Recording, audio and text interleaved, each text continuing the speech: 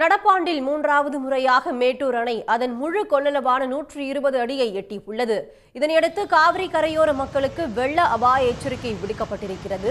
இது தொடர்பான தகவல் தர காத்திருக்கிறார் செய்தியாளர் ஜீனித்குமார். கரையோரம் வசிக்கும் மக்களுக்கு மாவட்ட நிர்வாகம் சார்பாக என்னென்ன அறிவுறுத்தல்கள் கொடுக்கப்பட்டிருக்கிறது?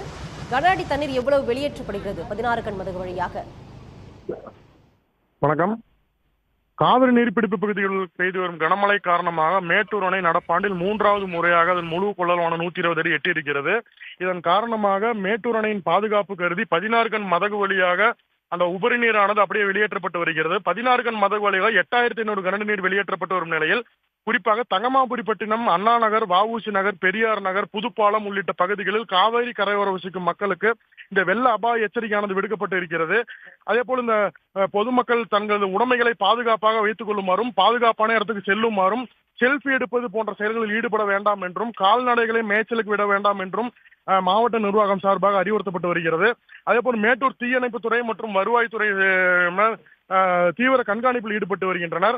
அதேபோல் நீர்வளத்துறை அதிகாரிகள் 16 கண் மதகிலேயே இந்த வெள்ள கட்டுப்பாட்டு அறையில் முகாமிட்டு சுழற்சி முறையில் பாதுகாப்பு ஈடுபட்டு வருகின்றனர்.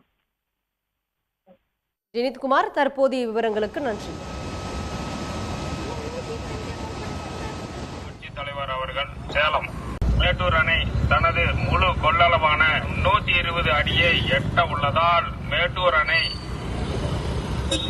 16 கண் மதகுகள் வழியாக உபரி நீர் திறக்கப்பட உள்ளது.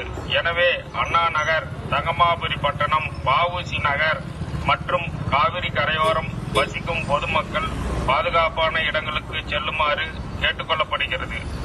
இங்கனம் மாவட்ட ஆட்சித்தலைவர் அவர்கள் சேலம். மேட்டூர் அணை தனது முழு கொள்ளளவான 120 அடியை எட்ட உள்ளதால் மேட்டூர் அணை